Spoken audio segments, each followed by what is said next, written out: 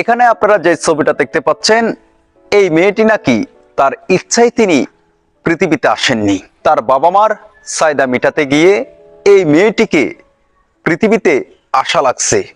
আদালতে দাঁড়িয়ে এত বড় বিয়াদফি করেছেন বাবা মার মুখের দিকে তাকিয়ে এই মেয়েটি। কি তার পরিচয়? কেনই বা এই মেয়েটি তার বাবা মাকে আদালতে দাঁড়িয়ে এত বড় অপমান করেছেন? আসুন আজকে আমরা জেনে নিই মেয়েটির পরিচয়। নিজের ইচ্ছায় সে পৃথিবীতে আসেনি। একটা ইংলিশ মিডিয়ামে পড়ুয়া মেয়ে আদালতের কাঠগড়ায় দাঁড়িয়ে দীপ্ত কণ্ঠে বলেছিল, আমার জন্ম আমার সিদ্ধান্ত ছিল না। আমার বাবা মা তাদের যৌবিক চাহিদা মেটাতে গিয়ে আমাকে পৃথিবীতে আসতে হয়েছে।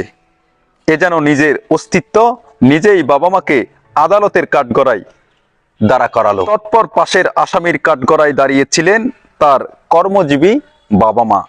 নিজের মাথা নিচু করে একবার মেয়েটির মুখের দিকে তাকানোর সাহস পাননি। মেয়ের এমন অভিযোগ শুনে আদালতে উপস্থিত সবার হৃদয় কেঁপে উঠছিল। বাবা মাকে নিয়ে এত বড় অপবাদ, এত বড় অপমান। তারপর মেয়েটি কি বলছে আমরা একটু শুনি। এই মেয়েটির উচ্চ আকাঙ্ক্ষার কথা তুলে ধরে আইনজীবী বলেন, এই মেয়েটি কেন তার বাবা মাকে কাঠগড়ায় দাঁড়া করালেন?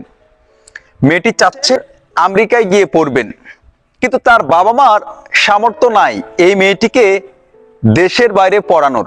এই মেয়েটির পরিবারের নুন আনতে ফান্তা পুরায়, আর অথচ এই মেয়েটি চাচ্ছে আমেরিকায় গিয়ে পড়াশোনা করার জন্য। সে সামর্থ্য নেই মেয়েটিকে আমেরিকা পড়াশোনা করার। বিচারক এই মেয়েটির বাবা মাকে আসামিদের যে কাঠগড়ায় দাঁড়িয়েছিলেন সেখানে এই মেয়ের বাবা মাকে কথা বলার সুযোগ দিয়েছেন, কিন্তু তারা কথা বলেননি। মাথা নিচু করে আদালত থেকে বেরিয়ে গেলেন। এই তবে কি সন্তান জন্ম দেওয়ার প্রতিদান? প্রশ্ন যারা অভিভাবক আছেন আপনাদের কাছে, সন্তান জন্ম দেওয়ার কি এটা ছিল বাবা মার প্রতিদান? প্রশ্ন আপনাদের কাছে। এই মেয়েটি তার বাবা মাকে যে অপমান করছেন এখানে কিন্তু শেষ নয়। তার অ্যাটিটিউড, তার চাউনি ছিল বাবা মাকে এক ধরনের অপমানই করা। যেভাবে বাবা মার চোখের দিকে মুখের দিকে তাকিয়ে এত বড় কথা বলেছেন, মনে হচ্ছে এই মেয়েটির তারা শত্রু। এই মেয়েটির কাছে ছিল তার বাবা মা নয়, তারা যেন দুইজন ছিল তার কাছে অপরাধী। অপরাধীকে সে মনে হয় কাঠগড়ায় দাঁড়া করাইছেন। ইতিমধ্যে হয়তো অনেকে এই মেয়েটির যে ভিডিওটা ভাইরাল হয়েছে পুরো বাংলাদেশে আপনারা দেখেছেন। এই মেয়ের বডি ল্যাঙ্গুয়েজ এবং তার অনেক ধরনের অনেক কিছু দেখে প্রশ্ন জাগে, এটা কি শিক্ষার ফল নাকি এক বিকৃত উচ্চ বিলাসের বইয়ের প্রকাশ? প্রশ্ন আপনাদের কাছে। এই মেয়েটিকে শিক্ষা কি মানবিকতা শিখায়নি? এই মেয়েটিকে সমাজ নৈতিকতা দিতে ব্যর্থ হয়েছে। এই মেয়ে যদি সমাজের সুশিক্ষিত হয়, প্রতিনিধি হয়, তাহলে আমরা সাধারণ মানুষ কোথায় গিয়ে দাঁড়াবো? প্রশ্ন সুশীল সমাজের কাছে।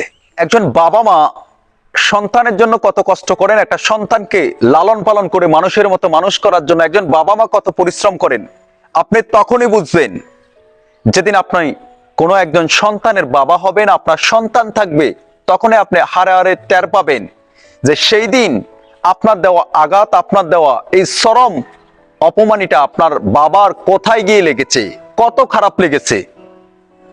আমরা চাই না এই দেশে আর কোনো সন্তান বাবা মাকে, নিজের দেশে তাদের সামর্থ্য নাই অনেকের পড়াশোনা করার, সেখানে সে চাচ্ছে আমেরিকায় গিয়ে পড়বে। আরে যেই মেয়েটা দেশে পড়ার পরে বাবা মাকে সম্মান দিচ্ছে না, বাংলাদেশে থাইকা বাংলাদেশের কালচারের সাথে ম্যাচ কইরা, যেখানে এই মেয়েটা তার বাবা মার সাথে খারাপ আচরণ করেন, এই মেয়েটা থেকে সমাজ, জাতি, পুরো দেশ কি আশা করে?